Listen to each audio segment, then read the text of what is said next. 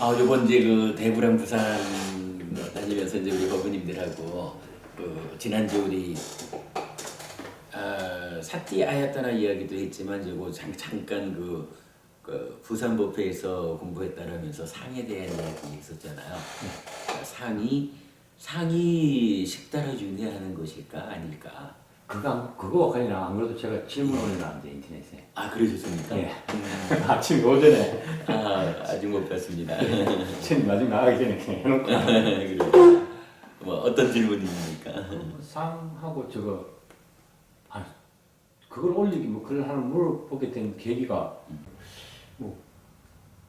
좀 아한경 부분 쭉 설명해놓고 그 책을 뽑아가지고 이제 아한경 내용을 적고 이제 자기 이제 소감을 이제 적고 해서 책으로 올리고 있는데 아니 그게 보니까 느닷없이 뭐가 눈에 팍 띄는데 보니까 상락하생 그 대성불교에서는 열반사덕이라 그래서 열반이 네 가지 덕인데 상락아정으로 다시 돌아간다. 고전에 산음처 이야기를 하면서 무상고무화를 이야기했는데 대성불교에서는 다시 가서 다시 무상고무화가 아니고 상락아정이라고 그러고 제가 깜짝 놀래가지고 그게 이제 우리 지금 니까야에는 디가니까야 16번 경이 이제 대반 열반경이잖아요.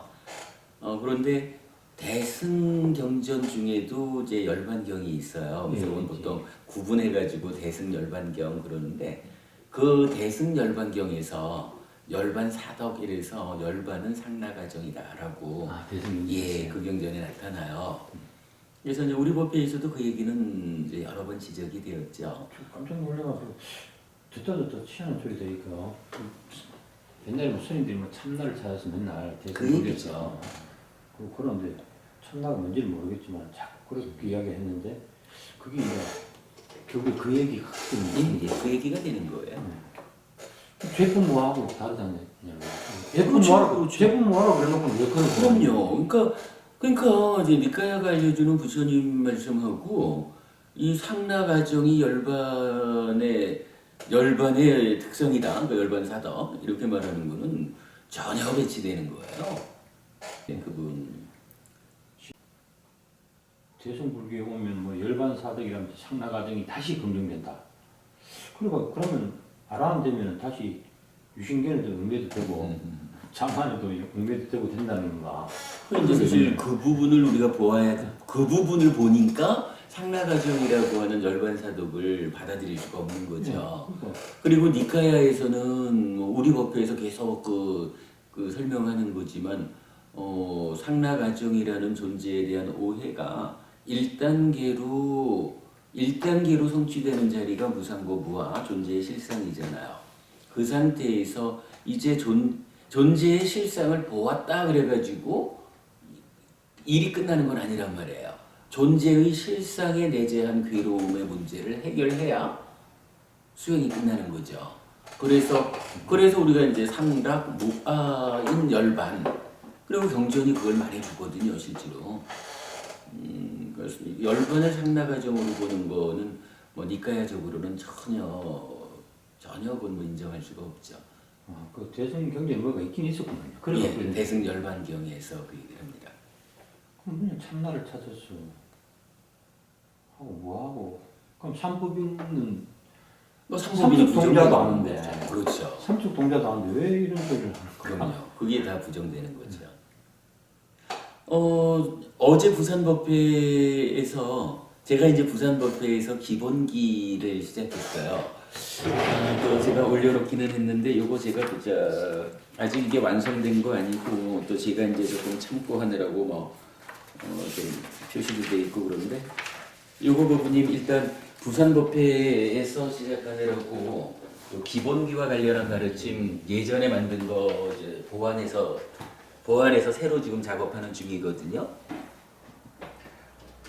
그러고 이제 그 올려놨던 게 제가 이렇게 올리는 게 이렇게 스님 여쭤보면 되는데 제가 궁금한 거 다른 사람 궁금한 자체가 맞습니다. 그런 부분 그러니까 그야말로 건전한 문답이 되는 거죠.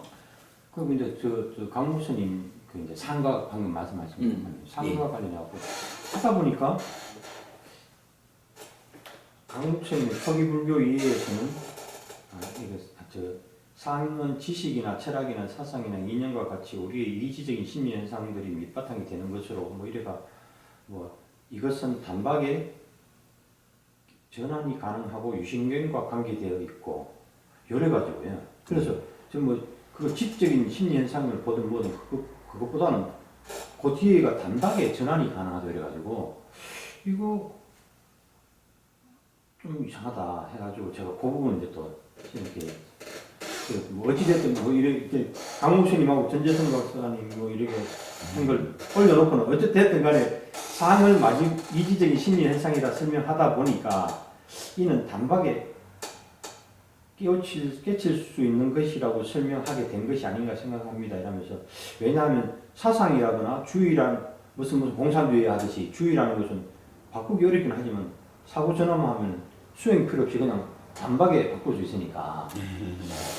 그래서 하지만 상을 이제 이건 이제 해비스님 설파하고 내용인 것 같은데 상을 자신의 삶에서 축적된 내적 경향이라고 할 때는 단박에 전환 가능한 것이 아닌 꾸준한 수행을 통해서만 전환이 가능한 것이 아닌가 싶고 그게 타당한 것이라 여겨집니다. 그러므로 단박에 상을 깨뜨릴 수는 없는 것 아닌가요? 이렇게 제가 이제 어쨌든 그래서 그러고 또 희한한 게 강목선님 뒤에서 그 부분이 요 상 때문에 상이 치 어리석음 그 문명 쪽으로 이제 치와 관련돼가 상이 치라는 것으로 발전하는 것이라고 이렇게 책을 해놨더라고요. 뭐 음격결에 썼는지 그냥 모르겠는데 거기 그 활자화되어 있기 때문에 그래 상이 치라고 하는 것을 발전하는 것은 발전하는 게 아니라 치가 상에 개입되는 것으로 구별해야 되는 거 아닌가.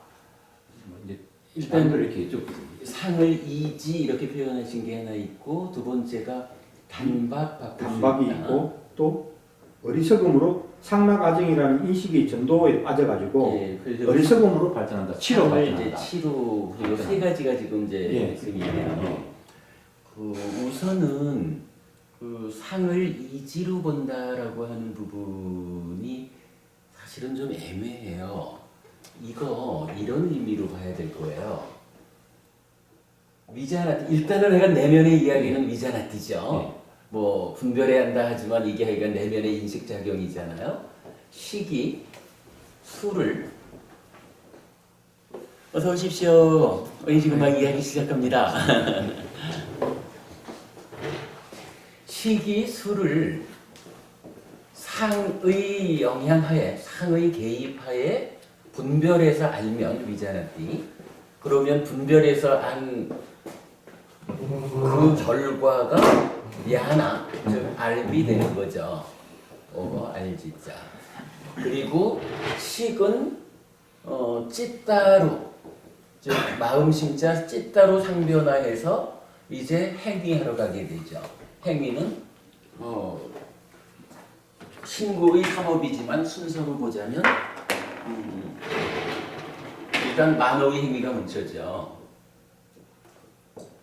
그리고 이것이 이제 중간에 찬다, 오염되면 찬다라를 거쳐서 몸의 행위, 말의 행위 이렇게 되는 거잖아요. 어서 오십시오. 어서 오세요. 어서 오십시오. 예. 이 상태를 놓고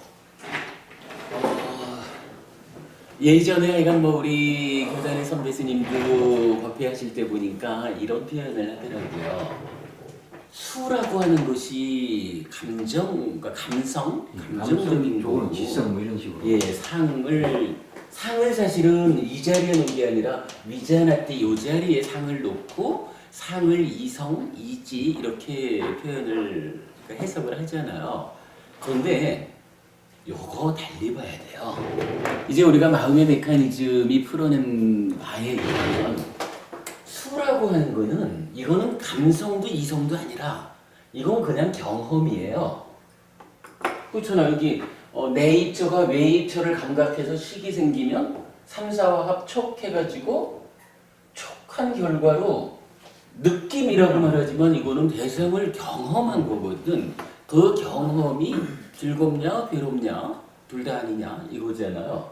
이건 경험이라 우리가 감성의 문제냐 이성의 문제냐 하는 거는 사실은 성법원님이 이렇게 감성적이다 이성적이다 하는 것은 행위와 관련한 어떤 측면으로 봐야 되지 않을까요? 이게 상이라고 하는 거 이러한 그 자리매김으로 보면 분별작용, 인식작용을 하는데 내적으로 개입하는 어떤 경향성 이거예요. 이것은 기본적으로 옳다 아니다 이런 측면보다는 우리가 안경에 파란색을 놓으면 세상을 파란색으로 보잖아요.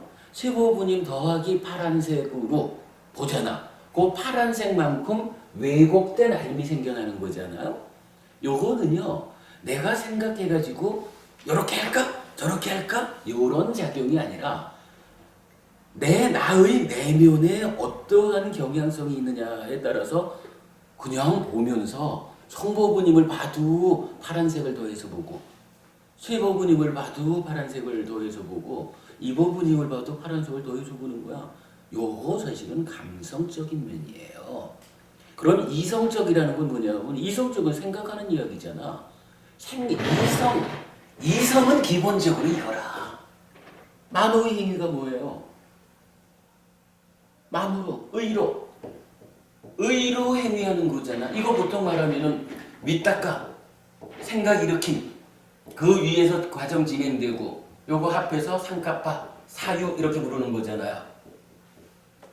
생각한다, 행위를 하는데 이 행위가 몸과 말로 드러나기 이전에 나의 내면적으로 내 마음의 행위를 통해서 요게 오를까? 저게 오를까?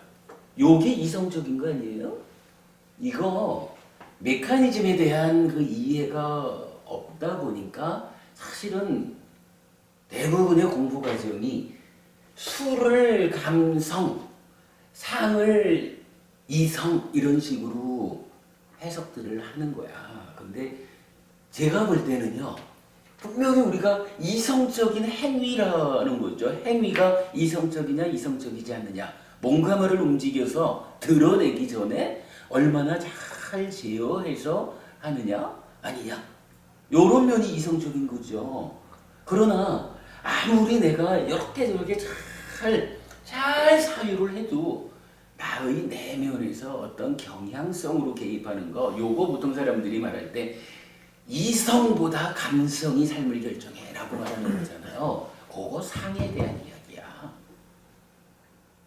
지금 이제 이건 소개해 주신 그쪽에서 상을 이지적인 거, 이지작용으로 표현하는 게 꼭 그 스님만의 말씀이 아니고 모든 대승 아니 대승뿐만 아니라 테라와다에서 그렇게 얘기를 하는 거예요. 우리가 말하는 그 주석서를 기준하지 않는다. 니까야를 기준으로 니까야를 해석한다라는 게 이런 차이를 주는 거죠. 근데 우리가 경전대로 이해를 해보면 수라고 하는 거 이걸 어떻게 수는 이러한 행위가 있기 위한 대상으로의 경험이라 이러한 경험을 놓고 이 경험의 감성적인 영역에서 상이 개입해가지고 야나를 만들잖아. 이 야나가 어떻게 돼요? 왜곡이 있는 야나는 상카따 이렇게 되는 거고 유위죠.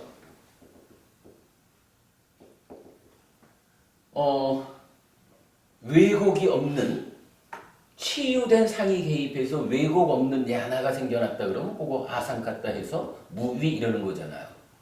그리고 우리가 상카라 행에 대한 이야기를 하지만 사실은 이게 다 행이잖아. 그죠? 그 상카라가 까야 상카라, 마치 상카라, 마노 상카라 이렇게 나타나잖아요. 요거 저기 12연기의 두 번째에 있는 그러니까 무명을 조건으로 행이 이럴 때 요 행은 까야 상카라, 와치 상카라, 찌따 상카라 이래가지고 심행, 어행, 심행 하는 거고 행위 측면에서는 신행, 구행, 의행에서 신구의 삼업을 엄만 행으로 바꾸면 그대로 그게 그 상카라가 정의되는 거거든요. 그럴 때 이 행이라는 게 뭐예요? 상카따라고 하는 유위, 즉 우리 지금 표현으로 보면 감성의 문제, 그러니까 감성적인 그 감성의 개입에 이미 오염된 우리가 말하는 병든 상, 달리 말하면 번뇌, 요게 개입해가지고 일단 삶에 왜곡이 생긴 결과물이잖아요. 한번 왜곡된 거를 이제 표면에서 뭔가 말과 만호의 행위를 통해서 또 한 번 형성한다. 또 한 번 결과적으로 괴로움을 만드는 어떤 것을 다시 형성한다. 이래가지고 오온의 행위 정의되는 거잖아요. 뭐 이렇게 놓고 볼 때 그 상을 이성의 영역으로 본다라고 하는 것은 지금 이 상카라 행에 대한 이해, 그러니까 오온에 대한 이해가 정확하지 않은 거예요. 그래서 사실 그렇지 뭐 상을 지금 다들 요 위자나띠 요 자리에서 상을 갖다 놓고는 인식이다, 지각이다 이렇게 해석을 하니까 어차피 오온 중에서 이미 상도 잘못 보는 거고 상이 잘못 보여지니까 행도 저절로 잘못 보여지는 거고 그러니까 마찬가지 수도 잘못 보는 거지요. 뭐 요거 사실 주석서 붙잡고는 천년만년 가도 안 바뀔 거예요. 니까야가 그러니까 니까야에서 답을 찾지 않고는 이거 안 바뀔 거예요. 저거 보면 또 구마라지 스님이 옛날에 그 건강경을 번역을 하면서 아상 뭐 이상 뭐 수자상 네 가지 상을 그때 상을 그 강무 스님이 그 한 거 보니까 그냥 상이라 마음신자를 안 붙이고 그냥 상자를 마음신자를 뗀 이유가 보니까 그 구마라지 스님은 상 자체를 그냥 그 인식 이런 느낌이 아니고 어떤 존재론적인 뭐 고정관념이다. 그까지 봤다고 이제 이렇게 한 거예요. 예, 뭐 그렇게 말을 하죠. 이제 그 네 가지 상이 원어로는 산즈나 산스크리트어니까 우리가 빨리어로는 산야잖아요. 이게 산즈나 이래 되든가 뭐 상야 하여간 조금 달라요. 산스크리트어는 금강경에서 상이 서로 상자로 그 구마라집 스님이 번역을 했지만 그래서 지금 말씀하시듯이 아주 그 고착화된 어떤 거 요런 개념으로 그 구마라집 스님은 더 강조해서 쓰고 있다 번역을 했다 하지만 일단 원전은 뭐 산지난가 뭐 하여간 이제 산야를 말한단 말이죠. 그래서 이제 요 부분에 대한 이야기를 이제 강모 스님은 굉장히 강조하시죠. 그 금강경이 이 산야를 구마라지 스님이 서로 선자로 번역했다라는 부분에 주목해야 된다라는 거 굉장히 강조하시죠. 뭐 필요한 말씀이 있죠. 그래서 저도 내적인 기항성하고 그 구마라지 스님이 존재력적 어떤 고정관념 아니 어찌 보면 구마라지 스님은 이 상이라는 게 그렇게 경고한 것이다. 어서 오십시오. 그런 의미로 어쨌든 인식 쪽인데 이제 그러겠죠. 이건 뭐 일단은 뭐 그 구마라집 스님은 당신께서 번역을 하신 거니까 당신이 번역을 하면서 마음 심자를 붙이고 안 붙이고 당신이 선택을 한 거지. 그분은 일단 삼야를 번역한 거는 뭐 산스크리트 원전이 그럽니다. 내가 뭐 그 부분은 그래요. 어쨌든 요거 우리 카페에서도 제가 요 부분을 이전에 한번 짚어봤어요. 그러니까 감성과 이성이라고 하는 거, 수를 감성으로 보고 상을 이성으로 보는 거, 니까야적으로는 타당치 않아 보입니다. 수는 경험이고 상은 감성이고 이성이라는 것은 만호의 행위자입니다. 요 부분을 못 본 거야 사실. 요거 이미 중요해요. 그래서 요거 한번 이제 그 카페에 정리되어 있고요. 그 다음에 이제 두 번째, 이 상이라고 하는 것은 하여간 뭐 이성적인 거라서 단박에 바꿀 수 있다. 이렇게 이제 표현을 하셨지만 사실은 이제 그게 좀 애매하죠. 우리가 요 이제 우리 마음 특강의 첫 주 수업에서 하게 될 건데 그 신구의 삼업이 있잖아요. 신구의 삼업을 조금 확장해서 나타내면 어떻게 되냐면 10업이 되잖아요. 그래서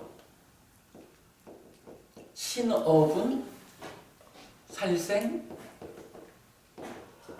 투도, 사음, 구업은 망어, 양설, 악구, 기어, 그리고 의업은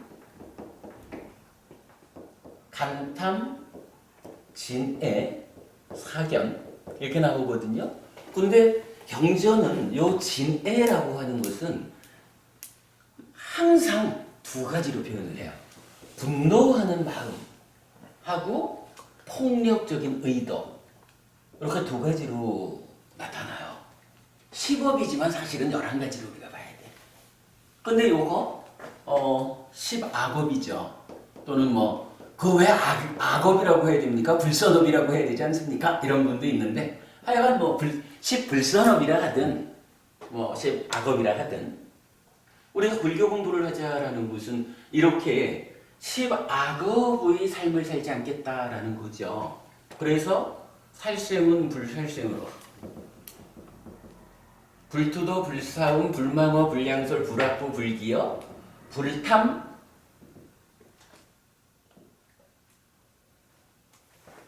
부진. 부진인데 요거 재밌는 게 분노하는 마음을 대체하는 단어가 자비라고 할 때 이 사랑 자자예요. 이 부분이 우리 메따라고 말하는 거죠. 메따. 메따 잘 모르나? 자애성 이러면 메따성 이러잖아. 그 메따 요 자가 빨리어로 메따죠. 그리고 폭력을 비폭력으로 바꾸는 요거 연민심 비라고. 그리고는 요렇게 분노와 폭력인 진해를 자비에 의해서 바꾸는 게 뭐냐 하면 부진, 성내지 않음이죠. 그리고 사견은 이제 정견으로 바뀌는 거죠. 요걸 놓고 우리가 이제 요렇게 놓고 보면 요거 이제 10선업 이렇게 나오죠. 뒤에 우리가 한번 보겠지만 이 경전에서 보면 업을 이야기할 때 기본적으로 우리 과와 보라는 말이 나오죠.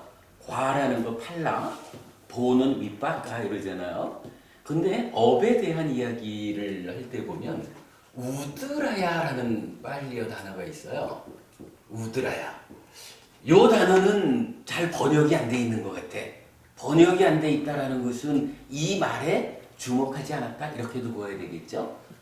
우드라야라는 것은 약간 번역이 안 돼 있고 제가 그냥 경전의 의미로 파악하는 거니까 좀 정확함이 없을 수도 있지만 요건 의미가 뭐냐 하면 우리가 그러니까 살생의 업을 지으면 거기에 따른 과로서 괴로움이 생겨나는 거죠. 불살생의 업을 지으면 그 결과 과로서 락이 생겨나는 거죠. 그런데 우드라야라고 하는 요 말은 뭐냐 하면 제가 이해하기로는 행위, 업이 가지는 특성인 것 같아요. 그리고는 경에서는 요 우드라야라는 말을 써가지고 어떻게 말하냐 하면 요 10가지 악업은 10가지 악업, 행위 자체가 가지는 특성이 있다. 그 특성이 뭐냐 하면 괴로움을 만든다. 이러는 거예요. 그래서 10악업이라는 10가지 행위, 10가지 법을 요거 법이라고도 하거든요. 10가지 법은 우드라야라는 단어를 써가지고 두카 윗바카 괴로운 보를 만든다 이렇게 나와요. 그 우드라야라는 것은 그러니까 행위 자체가 가지는 특성 이런 개념으로 볼 수가 있어요.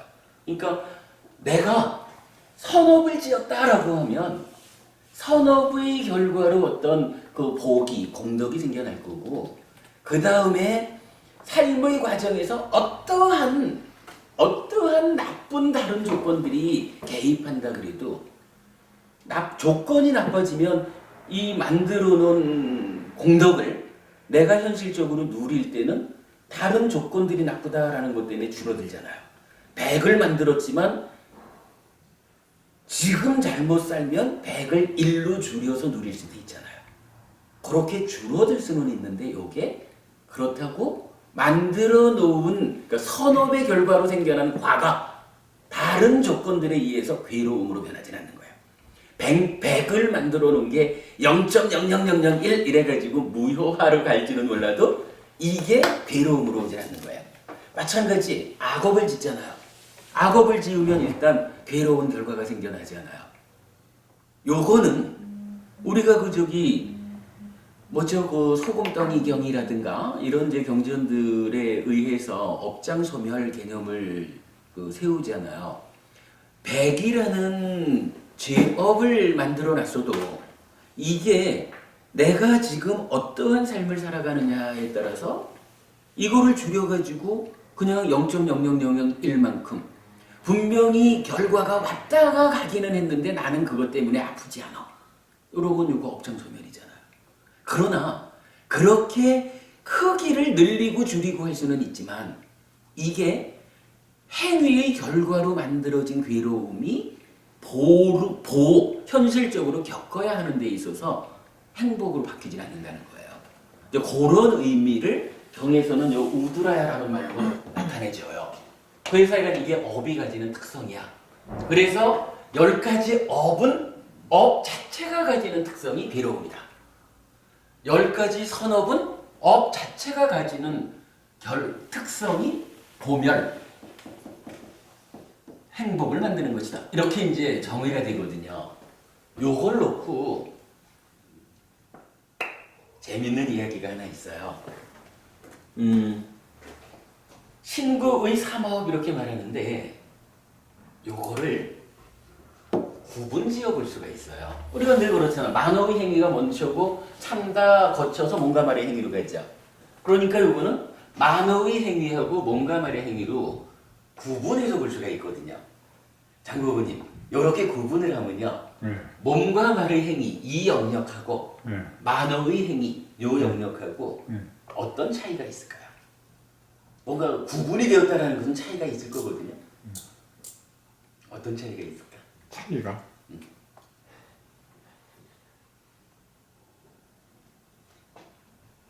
저기 이 혹시 저 방금 전에 보셨어요? 예? 방금 전에 딱 저의 마음 보셨어요? 제가 속으로 그냥 게 하나는 나타나는 거고 밖에 그렇죠. 하나는 나타나지 않는 거냐. 제가 속으로 응. 장바구님 에이 그 하고 흉을 봐도 응. 겉으로 웃고 있으면 모르잖아요. 그러지. 그죠? 응. 아 이게 아주 단순한 이야기인데 사실은 업을 규정하는데 가장 중요한 특징이에요. 만어의 행위라는 것은 이건 내적이야. 우리가 보통 이제 사적인 이렇게 표현도 하죠. 이거는 드러나서 전달되는 게 아니에요. 나의 내면에서 아무리 흉을 봐도 겉으로 웃고 있으면 모르는 거야. 근데 몸과 말의 행위라는 것은요. 어쨌든 이거는 남들이 안 보는 공간에서 흉 봤다 이래가지고 전달이 안 될 수는 있겠죠. 그러나 일단 공개되는 거예요.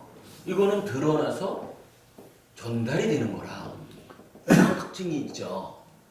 그래서 제가 이제 이 이야기를 할 때면 늘 하는 게 뭐냐 하면 지난번에 한번 우리 법회에서 공부하는 법우님 한 분이 저하고 이메일로 이제 말씀을 나누다가 이렇게 이제 그 글을 주셨어요. 감사합니다, 스님. 메따 보내드려요. 메따. 자, 메따. 사랑하는 마음을 보내드립니다. 다른 생명이 행복하기를 바라는 이 마음을 보내드립니다. 달리 말하면 해피스님 행복하셔요. 요 마음 보내드립니다. 요거죠. 그래서 제가 그렇게 말을 했어요. 미안합니다, 보부님. 제가 공부가 부족해서 그런지 몰라도 참 미안하게도 법우님이 보내신 그 몇 달을 제가 받지를 못했습니다. 제가 그랬거든요. 그리고는 한마디를 더 한 거예요. 그런데요, 법우님, 이거 그 몇 달을 제가 받지 못한 책임이 해피스님의 공부가 부족해서 못 받았다 이래가지고 저한테로 귀책될 것입니까? 아니면 혹시 법부님이 말로는 메따 보내드려요 스님, 스님 행복하셔요 라고 하셨지만 사실은 법부님한테서 그 메따가 법부님 마음속에서는 그렇게 하셨는지 몰라도 그 메따가 법부님으로부터 출발해가지고 저한테 날아왔느냐. 만약에 법부님한테서 출발을 시키지 못했다라고 하면 그 메따를 받지 못한 것은 저의 책임이 아닐 수도 있습니다. 생각해 볼 수 있죠. 그런데요, 경전에 보면 저는 지금 두 군데인가를 이제 기록을 해놓은 것 같은데 부처님이 가끔 당신 제자분들에게 마음을 보내는 경우가 나타나요. 그래서 뭐 한 번은 흩어져라! 쫓아내는 거예요. 이제 제자인 비구들을. 그랬다가 나중에 다시 불러 모아야겠구나. 이래 해가지고 나의 제자들이 이제 다시 내 곁으로 오면 좋겠다 하면서 제자분들한테 마음을 보내요. 그런데 그 자리, 부처님이 제자분들한테 이렇게 마음을 보내는 그 자리에서 경전은 뭐라고 표현하냐 하면 부처님이 신통을 행사했다는 거야. 마음을 보낸다는 게 내가 그냥 맘만 먹으면 메따 보내지 뭐. 이게 현실적으로는 안 되는 거예요. 부처님도 당신의 마음을 제자들에게 보낼 때 부처님이니까 뭐 맘만 먹으면 하겠죠. 신통력을 행사했다라고 경전이 말해주는 거라.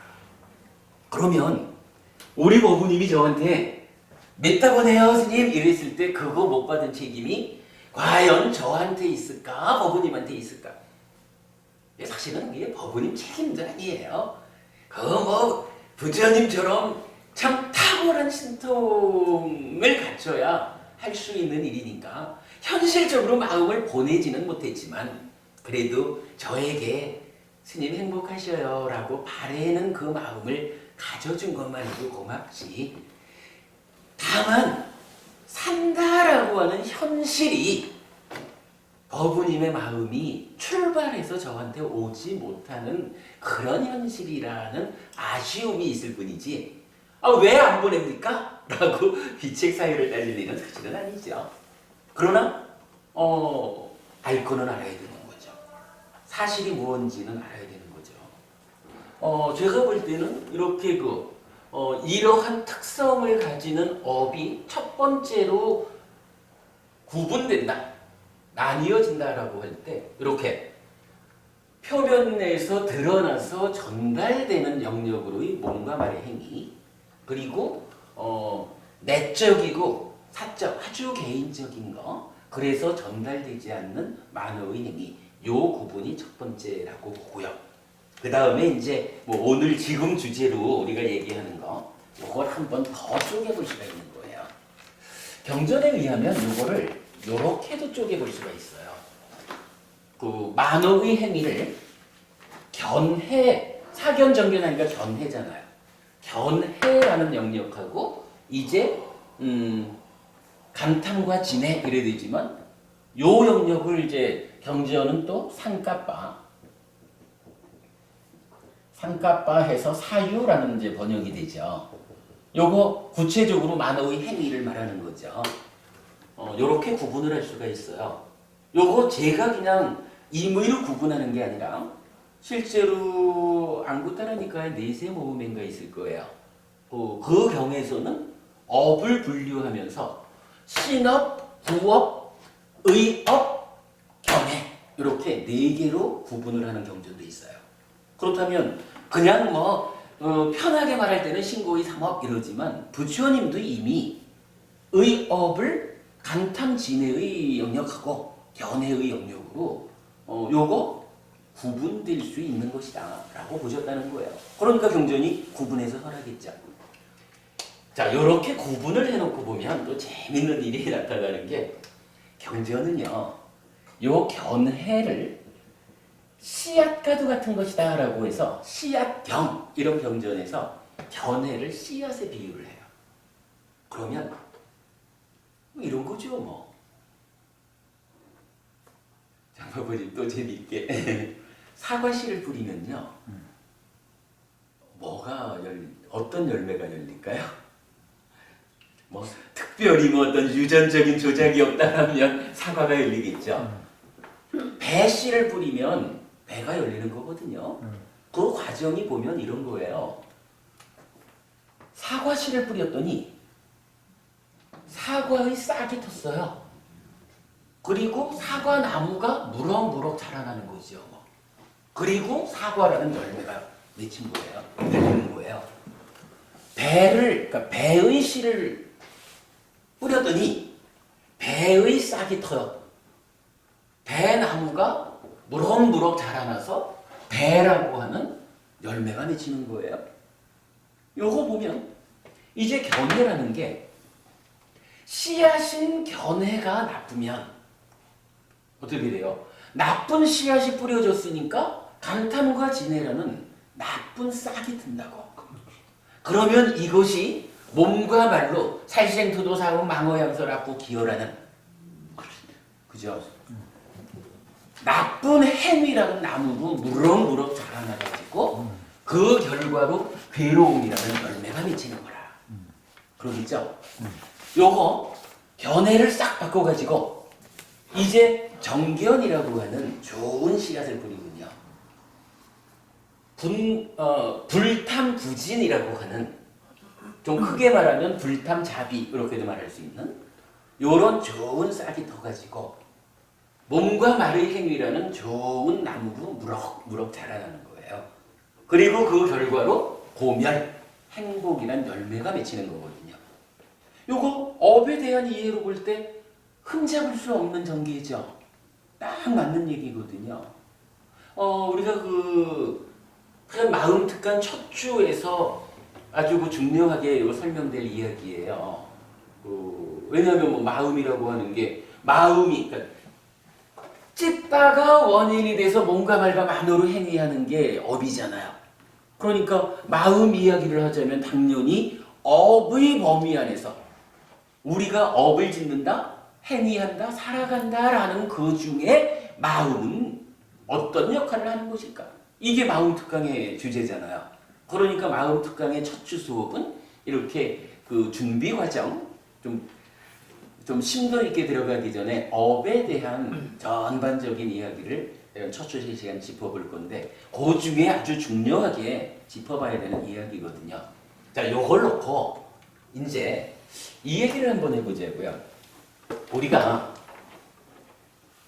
견해가 나쁘면 과정을 거쳐서 괴로움이 생기는구나 이걸 알았어요. 견해가 좋으면 행복이 생기니까 이제 이런 일을 해야 되겠죠. 야, 우리가 그러면 불교 공부한다는 거 기본적으로 저 내면의 이야기는 좀 접어두고라도 기본적으로 견해를 삿된 견해에서 바른 견해로 바꾸는 일을 해야 되겠구나. 요거 아주 중요한 일이겠죠. 뭐 어떤 게 사견이고 어떤 게 정견이고 하는 거 우리 뒤에 본격적으로 공부하기로 하고요. 그러면 최고부님 사견을 정견으로 바꾸려면 어떤 방법이 있을까요?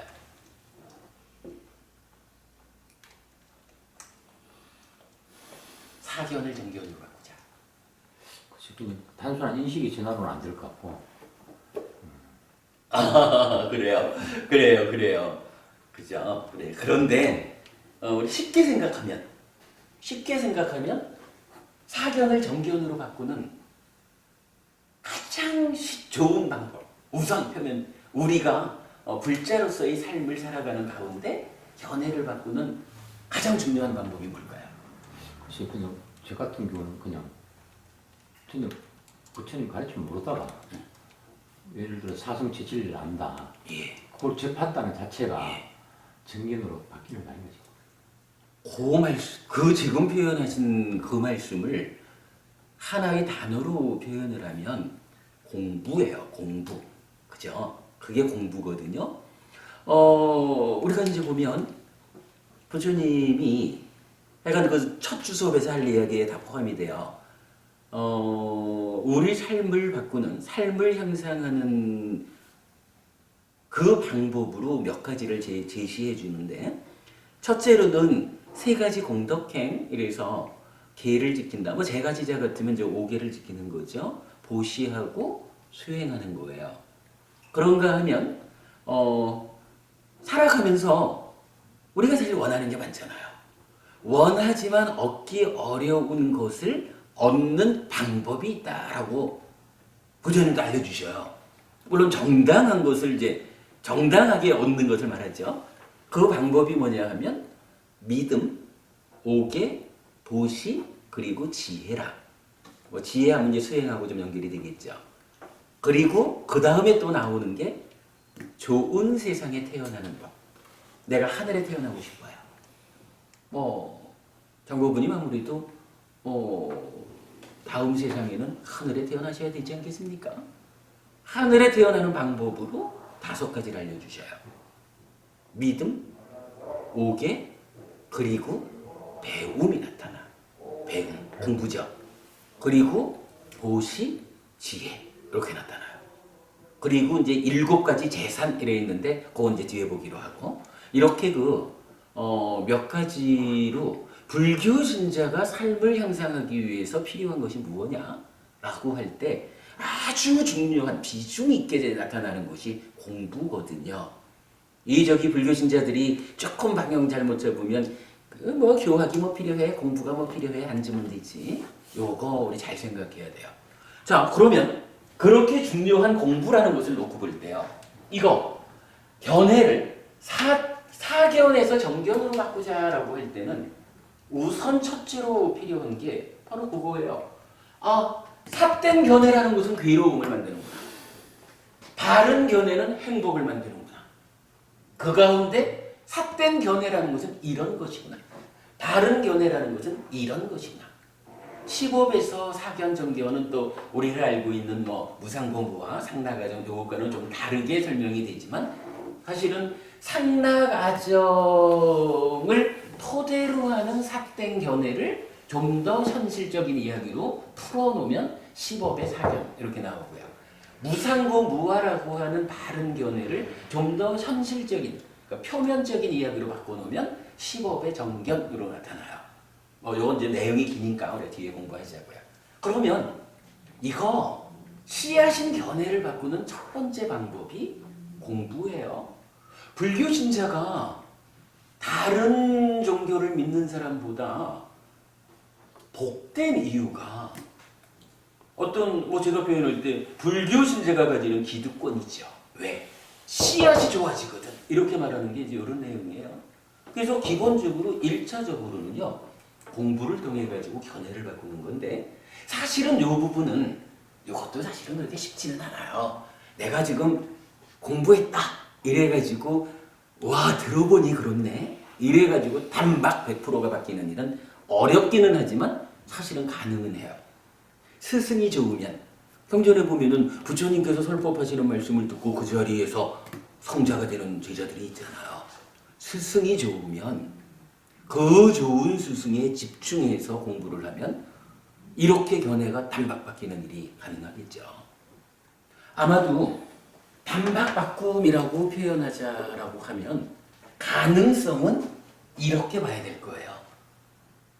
물론 만호의 행위니까 내적이지만 그러나 일단 행위라고 하는 자체는 일단 표면에 있는 거죠. 이 측면에서 어떤 단박 바꿈이라는 것도 조건이 잘 맞으면 가능할 것 같아요. 그리고 그러나 대개의 경우는 자주 반복 수업을 통해 가지고 조금씩 바뀌어 나가기 마련이죠. 그러나 이제 일단 이건 그 가능성을 본다 하고 그런데 이제 여기에서 부처님이 알려주는 마음 이야기가 이렇게 업의 영역만 있는 건 아니잖아요. 이 업이라고 하는 것은 분명히 내입처가 외입처를 감각해서 식이 생겨나면 삼사화합 촉해서 생겨나는 수, 경험, 느낌 요거를 상의 대입하에 미제나띠 어서 오셔요. 분별해서 알고 그거에 대한 결과로서의 알미 생겨나고 찢다는 이런 과정이 있잖아요. 그러니까 사실은 업이라고 하는 행위의 내면에서 이미 영향을 주는 놈이 있다고요. 우리가 기본적으로 말하는 탐진치의 문제가 그거잖아요. 그죠? 탐진치라고 하는 것이 요 과정에서 생겨나는 거죠. 아까 우리가 여기 이제 유위, 무위를 적었지만 요 냐나 더하기 탐진치 요렇게 되면 요거 유위, 상카따 이렇게 말하는 거죠. 내면의 문제가 해결돼 가지고 냐나 더하기 무탐, 무진, 무치 이래 되면 요거를 무위 이렇게 말하는 거죠.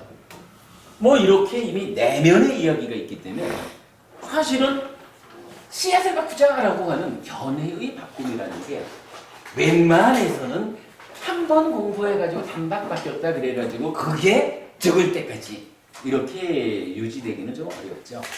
그래서 구체적으로 우리가 해야 되는 일로 보면 이제 이 행위의 내면에 있는 감사합니다. 행위의 내면에 있는 이 영역에서 바꿔주는 일이 필요하다고요. 우리 교리적으로는 이렇게 표면에 있는 업의 영역을 바꾸는 거, 요 영역의 수행을 뭐 대략적으로 말하면 요 영역, 업의 영역을 바꾸는 것이 사념처 수행 이렇게 표현을 하면 돼요. 요 사념처 수행에 의해서 삼매가 성취되는 거예요. 삼매가 다양하게 삼매가 있지만 사념처 수행을 통해서 업을 제어하고 삼매가 성취된다는 두 가지 필수품을 갖춘 삼매, 요거를 바른 삼매라고 하죠. 그래서 그 바른 삼매가 초선, 제2선, 제3선, 제4선, 선이라는 말로 정의가 되죠. 어쨌든 사념처라는 수행을 통해서 업의 영역이 바뀌는 거예요. 그런가 하면 이제 이 내면의 이야기를 보면 찢다라고 하는 요 그 행위의 원인, 조건 또는 주체라고 말할 수 있는 요 마음이 있고 내면의 탐진치의 문제가 있잖아요.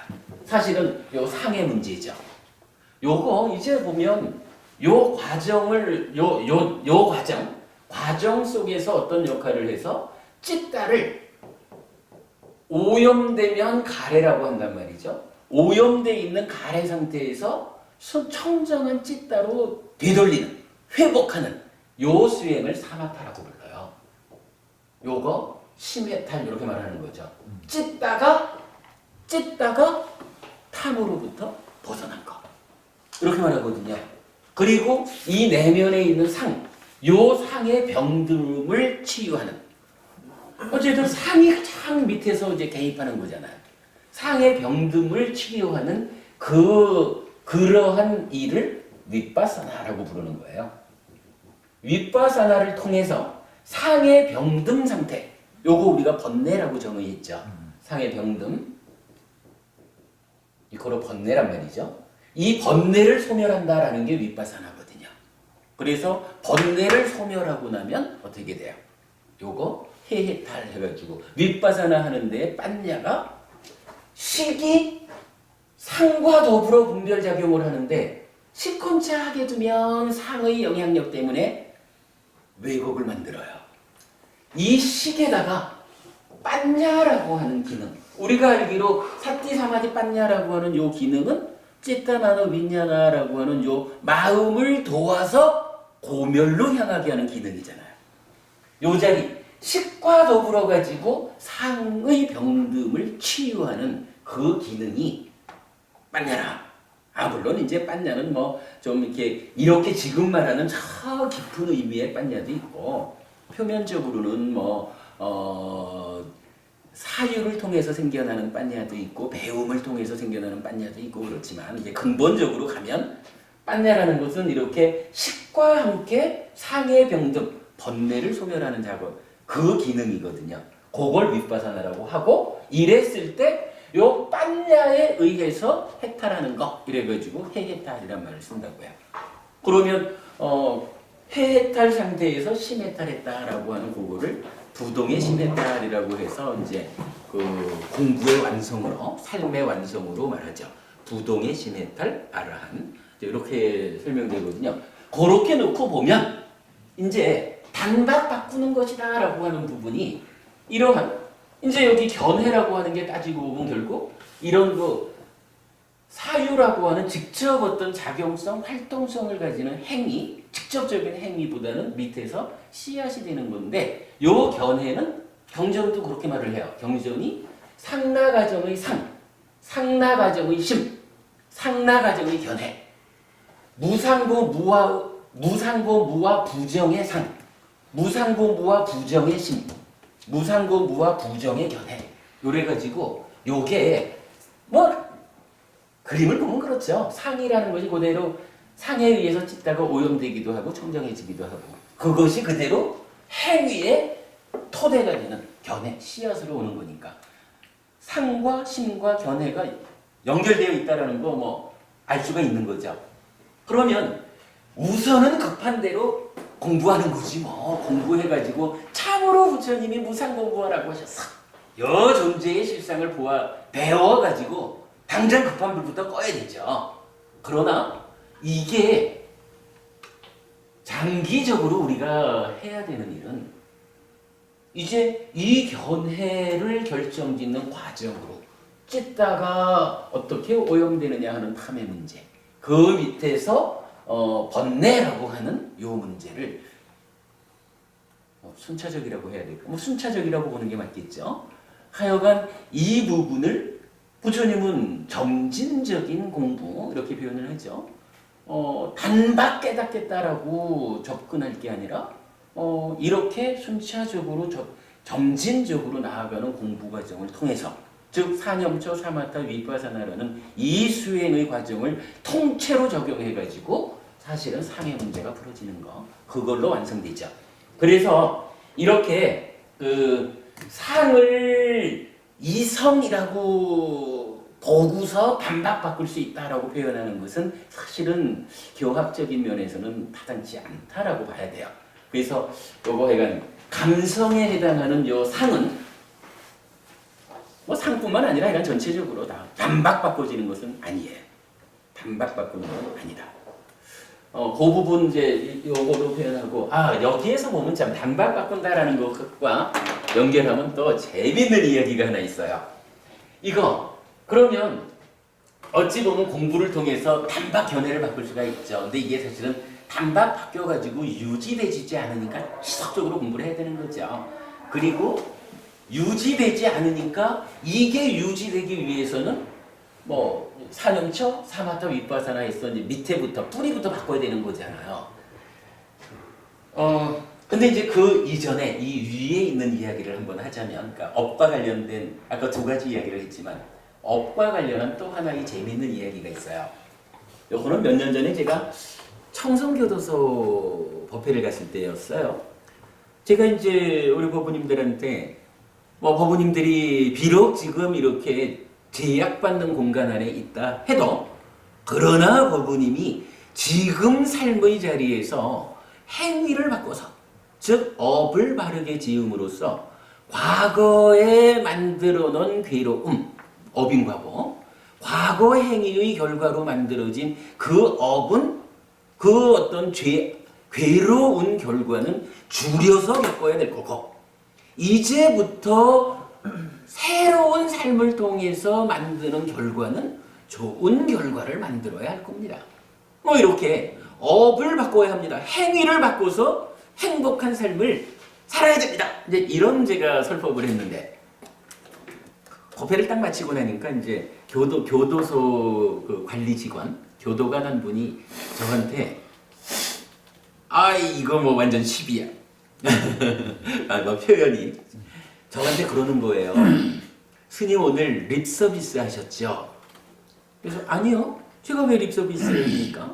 이러니까 스님 교도소에는 그러니까 스님들만 들어오시는 게 아니고 사회학자들도 많이 들어옵니다. 근데 사회학자는 우리 재소자 법부님들을 모아놓고 어떻게 말하느냐 하면 하나의 행위를 바꾸는데 하나의 습관을 바꾸는데 10,000번의 연습이 필요합니다. 이렇게 말한다는 거예요. 10,000번의 연습 과정을 통해 가지고 하나의 안 좋은 업의 경향성이 바뀐다. 뭐 이렇게 말한다는 거예요. 타당하지 않습니까? 그러면 그 만 번의 연습을 통해서 하나의 행위가 바뀐다라는 것이 타당하다면 이재수님께서 오해 재소자고부들 보고 행위를 바꿔서 행복해지십시오라고 말하는 이것은 현실적인 얘기가 아니지 않습니까? 현실적이지 않은 얘기를 귀를 즐겁게 해주셨다라는 면에서 립 서비스 아닙니까? 이렇게 말하는 거예요.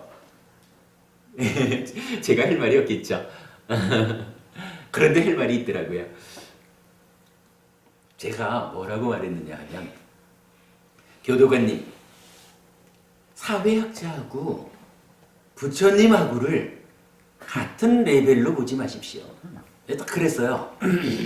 사회학자하고 부처님을 같은 레벨로 놓고 보면 만 번의 연습을 통해서 바뀌어야 되는 그거 뭐 이렇게 볼 수 있지만 부처님은 레벨이 달라요.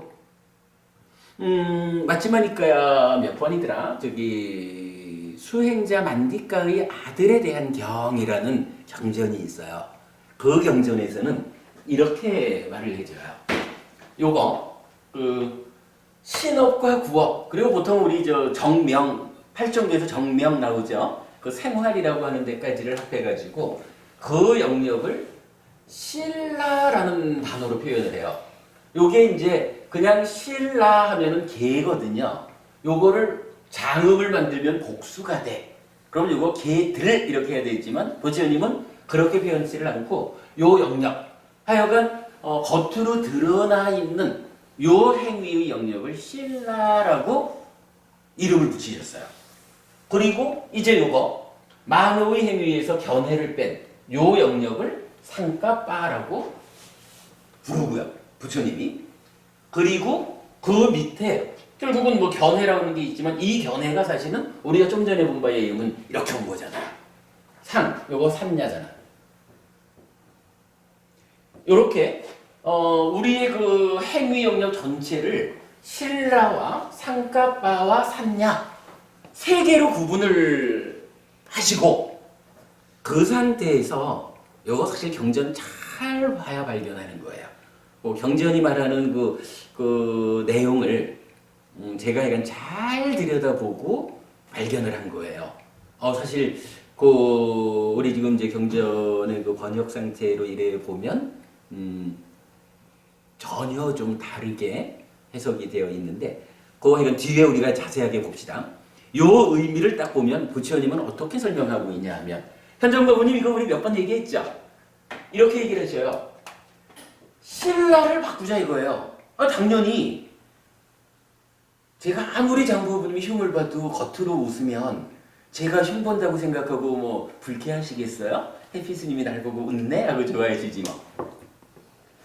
요거 내가 아무리 웃는 낯으로 세상을 살려고 해도 나의 내면에 욕심이 가득 차고 성냄이 가득 차면 요거 웬만하면은 누르고 겉으로는 웃을 수가 있죠. 그런데 이게 좀 어렵거든요. 이게 어려워가지고 때에 따라서는 남이 안 보지 생각하고는 조금 풀어놓고 혼자서 막 이러는데 남이 보고는 에이 저 사람 위선자네? 뭐 이렇게도 되는 거라. 그래서 사실은요 기본적으로 신라의 영역에서 행위를 바꾸자라고 하는 것은 사회학자가 말씀하신 대로 연습이 필요한 거예요. 뭐 만 번의 연습일 수가 있어요. 근데 그 만 번의 연습이라는 게 사실은 살아가는 가운데 이렇게 쉽지는 않죠. 참 많은 노력이 필요하고.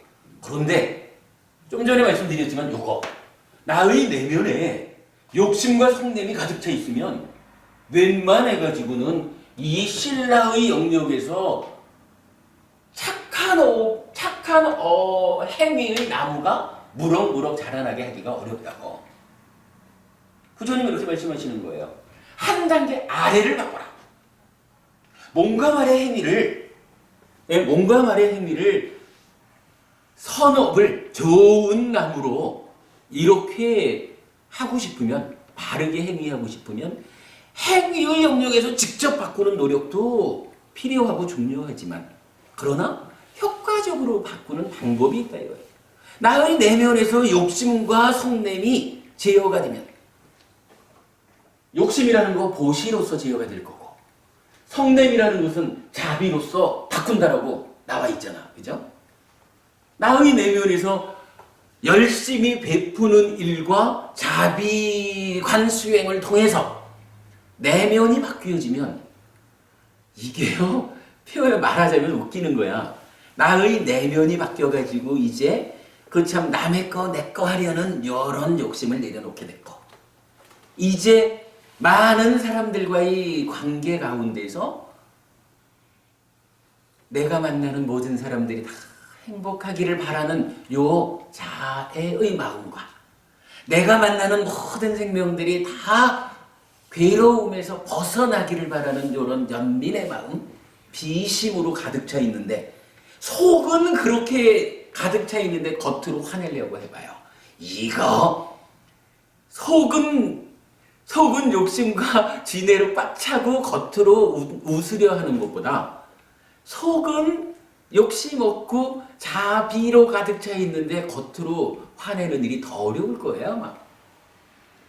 부처님 그렇게 말하는 거예요. 한 단계 아래를 바꿔요.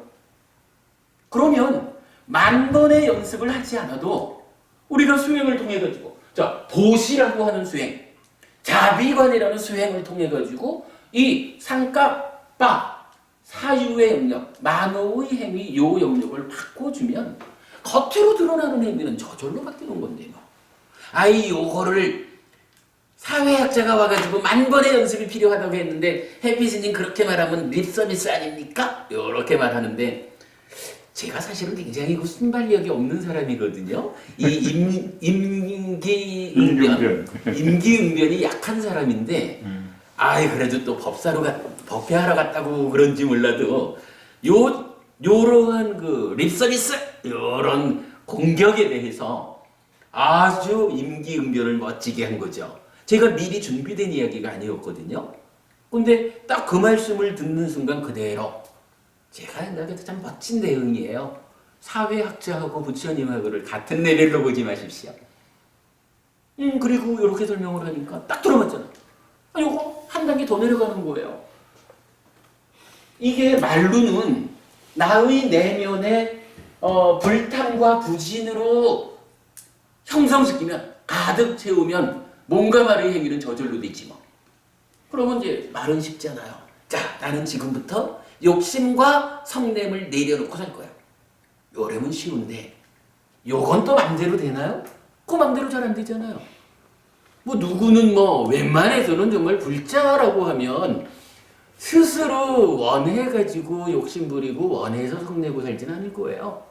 근데 우리 삶의 과정에 형성되어 있는 나의 내면의 경향성, 번뇌라고도 하고 상이 병들어 있는 상태라고도 하고, 뭐 이런 것이 나의 내면에서 지속적으로 작용하고 있으니까, 나는 그래도 공부를 통해 가지고 욕심내지 않고 성내지 않는 이런 이쁜 삶을 살고 싶은데, 이런 이성적인 영역, 그죠? 아까 감성과 이성 그럴 때 이성적으로 나는 그렇게 살고 싶은데, 나의 저 내면에 있는 감성의 영역에서 나도 모르게 작용해가지고 욕심내고 성내게 하는 거잖아요. 그것 때문에 뭔가 말로 욕심내고 성내는 행위를 실제로 드러내다 보니까 괴로움을 만드는 거잖아요. 그러니까 이것도 말만 갖고는 안 되는 거예요. 그럼 이것도 어떻게 해? 부처님은 마찬가지라 그렇게 구분해 준 거잖아. 신라, 상가빠, 산냐 구분을 하신 게, 신라의 문제는 상가빠를 바꿈으로써 해결하자. 그러면 아주 효과적으로 바뀐다. 쌍가빠의 문제, 조금 더 깊은 수행으로 나아가자. 수행을 통해서 사마타 윗바사나를 통해서 산냐를 바꾸자. 산냐의 병듦을 치유하자. 산냐의 병듦을 말하는 번뇌를 소멸하자. 이러한 사마타 윗바사나의 수행을 통해서 나의 내면을 바꿔가는 만큼, 내면이 바뀌는 만큼 여기는, 글쎄 이걸 숫자적으로 어떻게 말할지는 몰라도 아마도 핵폭탄만큼 위력적일 거예요. 만약에 산야가 1만큼 바뀌었다 그러면 이쪽 산가빠는 아마 수천, 수만, 수억 이렇게 바뀔 거예요. 그러면 신라는 또 이 바뀐 거에 또 그만큼 많이 바뀌는 거라. 우리가 수행을 하자라고 하는 게요. 괜히 수행하는 거 힘들게? 이런 효과가 있으니까 하는 거죠. 그래서 일단은 표면적으로 5개를 지키는 것을 통해서 신라를 제어하고 사념초 수행을 통해서 상가빠를 제어하고 삼매에 들고 삼매를 심화하고 그리고 사마타 윗바다나를 통해서 내면의 이야기를 해결하고 이게 부처님이 제시하는 수행의 체계잖아요. 자, 하여간 뭐 이렇게 재밌게 얘기를 해봤는데 그렇게 놓고 보면 단박바꿈이라고 하는 부분은 우리가 좀 받아들이기 곤란한 요거 하여간 우리가 주석서적으로 접근하지 않고 니까야에 의해서 부처님 가르침을 해석할 때 발견되는 이야기죠. 근데 여러분 되게 타당한 이야기죠. 뭐 제가 뭐 어떤 상상을 가지고 하는 거 아니고 다 지금 경전적인 방금도 제가 뭐 씨앗경 수행자 만디카의 아들에 대한 경 요거 전도경 그러니까 상나가정의 상나가정의 찢다 상나가정의 견해 요거 전도경이라는 경전에서 말해주고 있고 다 이게 경전이 알려주는 것을 우리는 찾아가지고 우리가 설명해낼 수 있는 거죠. 하여간 뭐 그랬어요. 그러니까 요거 단박바꿈에 대한 이야기도 그렇게 이제 우리가 생각을 해본 거로 하고요. 그 다음에 이제 요거 마지막 상하고 치 이랬는데 경전은 요 부분은 우리가 뒤에 이제 공부를 하기로 하고요. 요 알매 왜곡이라고 하는 요 자리를 알매 왜곡 최초의 왜곡이 무명으로 나와요. 요 12연기에서 말하는 무명이 고진멸도 사성제에 대한 무지 야나 알매에 대한 알의 반대말이 안야나예요. 야나의 부정어. 그래서 무명은 고진멸도 사성제 즉 진리 달리 말하면 무상부 무하라는 존재의 실상 이러한 다른 알매에 대한 부정 모르는 것 그게 무명이거든요. 요 무명에 의해서 우리가 중생화된다라고 보면 그 중생의 삶이 욕계, 색계, 무색계라고 중생세간이 3계로 설명되잖아요. 욕계, 색계, 무색계라는 게 따지면 뭔가요? 욕탐으로 그러니까 이제 탐진치에 탐 해가지고 욕탐으로 살아가는 세상, 살아가는 중생, 욕계 세상, 욕계 중생. 탐 중에 색탐.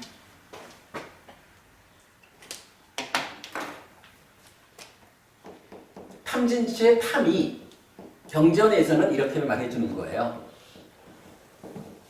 욕탐, 색탐, 무색탐 이렇게 세 가지로 분류를 하거든요. 이럴 때 욕탐으로 산다라고 하는 것은 욕계 세상을 만들어서 욕계 중생으로 살아가는 거. 색탐으로 산다라는 거, 색계 세상을 만들어서 색계 중생으로 살아가는 거. 무색 똑같죠.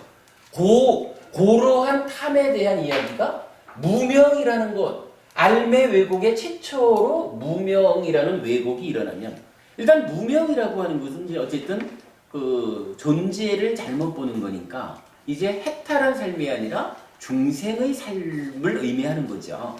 그 중생의 삶이라는 게 이런 욕탐이냐 색탐이냐 무색탐이냐에 따라서 욕계, 색계, 무색계의 중생으로 사는 거죠. 그래서 요 무명 위에 탐이 있고 반대말로 진이 있는 거예요. 요렇게 놓고 보면 무명이란 말이 나오죠. 탐진 무명이 있잖아. 그런데 요거 지금 제가 그래서 상의 병듦을 번뇌라고 말하고 있잖아요. 실제로 이제 마침하니까요 9번 정견경 같은 데에서는 무명도 원래 있는 거 아니란 말이에요. 무언가 조건에 의해서 생겨나는 거거든요. 무명을 생겨나게 하는 조건이 뭐냐 하면 번뇌거든요.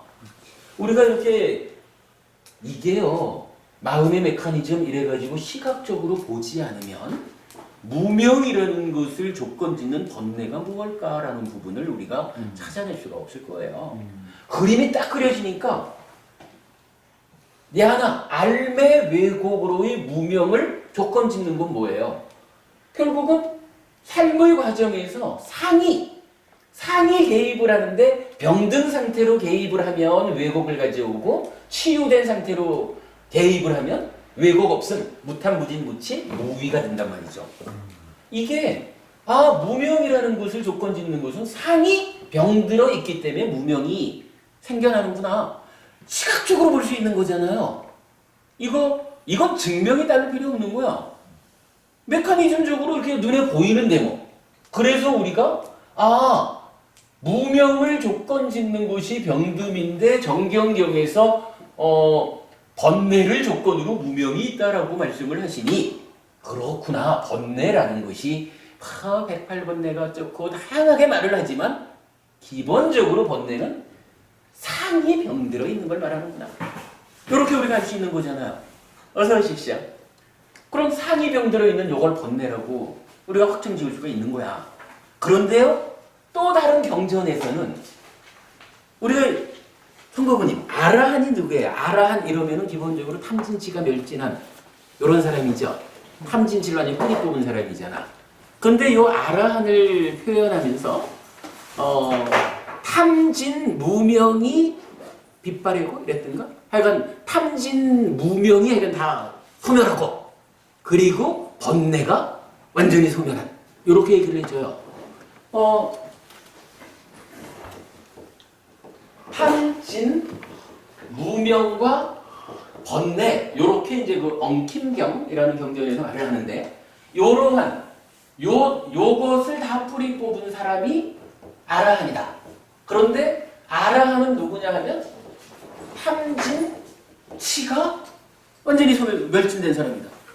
요거 보면 우리 아마 중학교만 다녀도 치라고 하는 것은 무명과 번뇌를 합해서 부르는 거구나. 요거 알 수 있겠죠? 그죠? 요거 뭐 유부부님 잘 계셨어요? 네. 요렇게 치라고 하는 것은 우리가 어리석음이다라고 말을 하는데 탐진치 삼덕 해가지고 어리석음이라는 요 치를 말하는데 치가 뭔지 사실 우리가 구체적으로 모르는 거잖아요. 그런데 이렇게 경전 두 개를 딱 갖다가 맞춰보니까 그냥 나오는 거야. 이러한 메커니즘에 의해서 시각적으로 무명과 번뇌가 알려졌잖아요.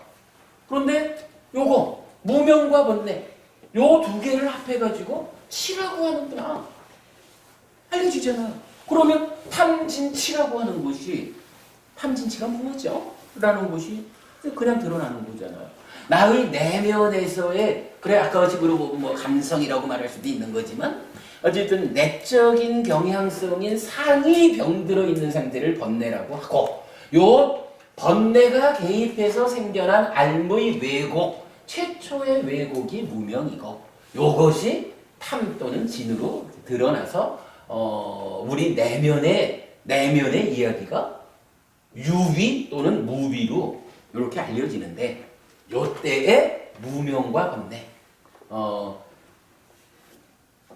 내면에서 조건으로 개입하는 것의 병듦 상태와 그걸로 생겨난 최초의 오염 상태를 합해서 치 어리석음이라고 하는구나. 이거 뭐 시각적으로 드러났죠.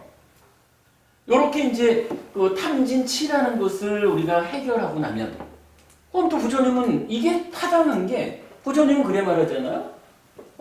찢다가 원인이 돼서 뭔가 말과 만으로 행위를 하는 건데 요 찢다가 탐진치의 오염이 되면 어떻게 돼요? 오염된 찢다 그거 가래라고 부르죠. 오염된 찢다 즉 가래가 뭔가 말과 만으로 오염된 행위를 해가지고 괴로움을 만들잖아요.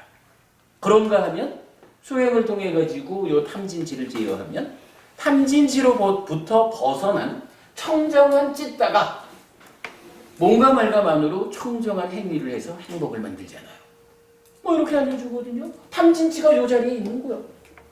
전체적인 이야기를 다 놓고 보아도 여기서 뭔가 타당치 않다라고 흠잡을 일은 없잖아요. 그럼 지금 우리가 이렇게 메커니즘에 의거해서 다양한 경전들에 의해서 만든 이 이야기가 먼저 우리 장로분이 그 말씀 한번 했죠.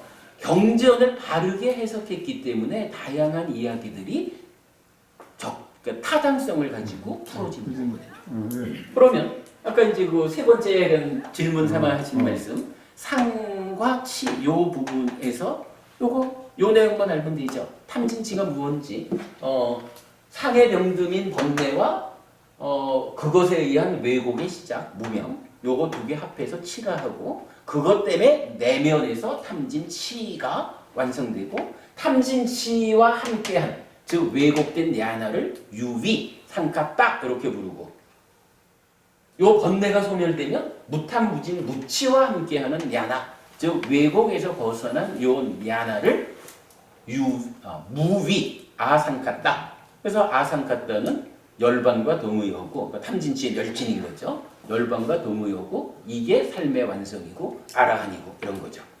뭐 이런 부분들이 이제 전체적으로 설명이 되는 거죠. 수업 시작을 못하고 그냥 한마디를 그러니까 우리 한 가지 주제를 좀 이야기했네요. 조금 쉬었다가 우리 수업하기로 했죠. 요 주제에 대해서 저기 필요하신 말씀 있을까요? 질문? 일단 좀 쉴까요?